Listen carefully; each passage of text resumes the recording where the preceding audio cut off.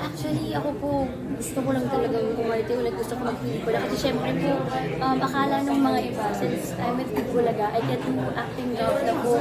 Pero with Itbulaga kasi pinayagan naman nila ako. Even nung Pajang Princess, parang isang day lang po ako nag-absent sa Itbulaga. Talagang nag-adjust sila. Kaya malaking bagay for me na alam kong papayagan nila akong umarte. Na may babalikan pa ako sa kanila. Ano yung dream project mo? Dream project?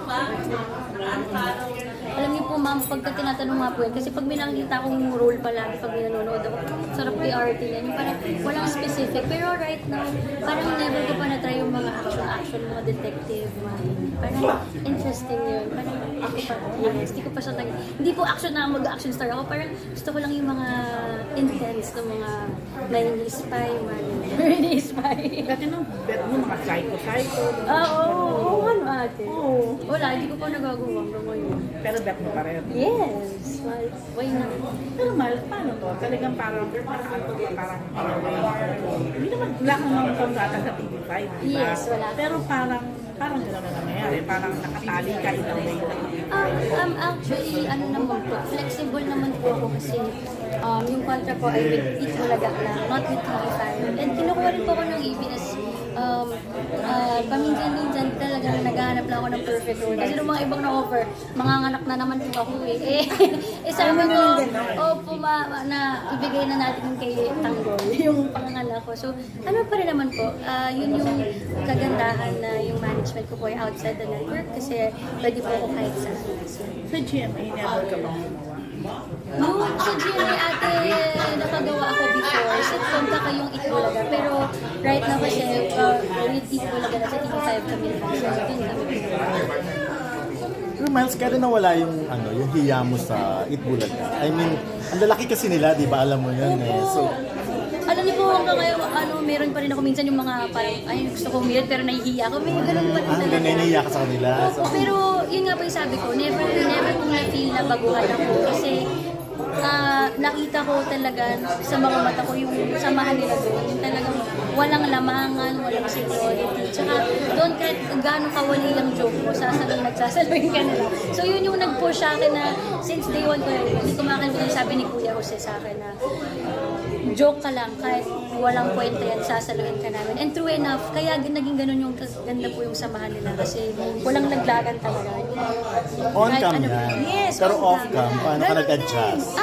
Off-cam, parang mas di po ako nahirapan din off-cam dahil ano lang sila talaga, chill lang sila, tropa lang talaga yung dabber cats talaga yung Si Juday, alam niya na pangarap ko siya makatrabaho. alam niya minsan sinusuway ko niya ako pag nakita niyang nahihiya ako sa kanya.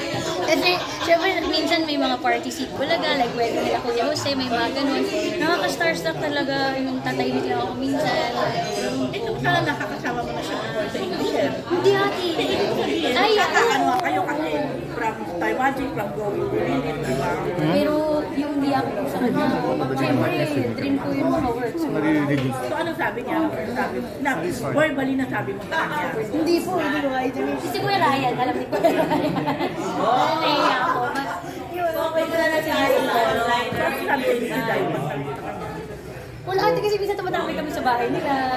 Pag niya Kuya Ryan, pero nangiya pa rin talaga ako. Ano sana ang role ang gusto mo? Anong role sana with Kay Miss Juday? Siyempre po, drama.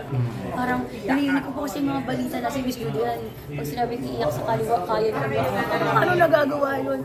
But, yeah, parang bata pa lang po kasi ako, parang si Miss Julian yung gusto ko pa-court. parang bata ka pala, sinasabi nila, parang ikaw yung Juday pagdating sa iyakan, di ba? Yung agad-agad tutululuhan. Sabi ko, di pa wala ko narinig na ganyan. Wala ba? Nakita kayo ni... Nagkukumustahan kayo ni Chris ako? Ay, yes! I was with... hindi ko pala siya nabutan. Kasi nag-birthday si Bill the other day. I was there. And nadadalaw ko rin po si Tita Chris. Constant naman yung communication namin. Parang I work with her po, ano pa ako? 10 years old, 11 years old. Bakit mo pa noon? Tapos magka-28 na ako, constant pa rin yung communication. Pero sweet, very lucky ka na isa ka sa mga inaalaw niyang makita siya. Yes! Ilan lang kayo eh? Oo po. maswerte ako kasi si Tita Chris pag love ka, na love ka talaga. And even after ilang years na po yun, parang hindi naman nawala yung communication namin. And masaya ako na yun. Alam niyo po yung trust na binibigay niya. Yun nga po, syempre hindi lahat pwede. Pero ano nararamdaman mo pag nakikita mo siya? Syempre nakakasad yung payat niya.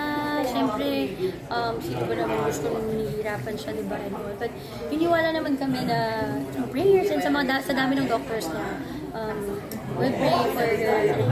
Pag nandun ka, pag madala ka sa kanya, ano yung usual, normal Conversation. or paano kayo? Parang Wala ate, ano lang, chismisan lang talaga. Or it's either nasa phone lang siya, oo, nagsha-shopping, mga ganyan. Ano talaga, like normal Online shopping? Yes, online shopping. So, itin-shop ka ba Oo, niya? normal pa. Si Tita Chris naman napaka-generous naman sa lahat ng bagay. Pero ano yung gift na niya sa'yo na hindi mo parang malilimutan na? Gift niya sa akin na hindi ko malilimutan. I stayed with her for 3 to 4 months ng pandemic. Basta apakahaba ng kwento. Ang nangyari ay nagka-COVID ako, tapos galing ako sa house. So, ang gusto niyang mangyari, siguraduhin niya na safe ako. Tapos parang at that time, nagkaroon ng lockdown. So, we went to Pampanga, din kami nag-lockdown. So, I was with her for 3 to 4 months, every day. Sabi kami matulog. So, talagang isa si Tita Chris sa mga tao. Pinagkakatiwala ko, hinihingan ko rin ng advice pag Tita Chris, basta masaya daw ako. Pero hindi pa sila nag-meet ni Eliza, hindi pa sila nagkakasusunod. Hindi pa sila nagkakasusunod. Pero anong say niya kay Elijah? Basta sabi niya, masaya daw ako. Okay naman siya. Kung saan daw ako masaya, malaki na daw ako. Miles, kumusta ka na yung after ng medical condition?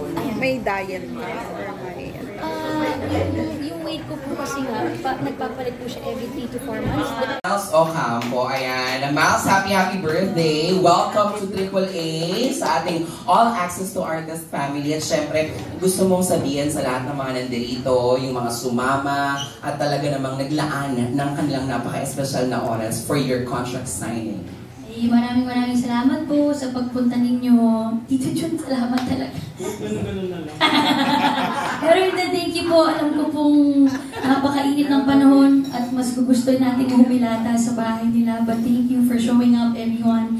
Salamat po sa inyong suporta. Salamat sa aking bagong pamilya, sa inyong pag-welcome po sa akin. At pagbubutihin ko po ang aking trabaho. Maraming salamat.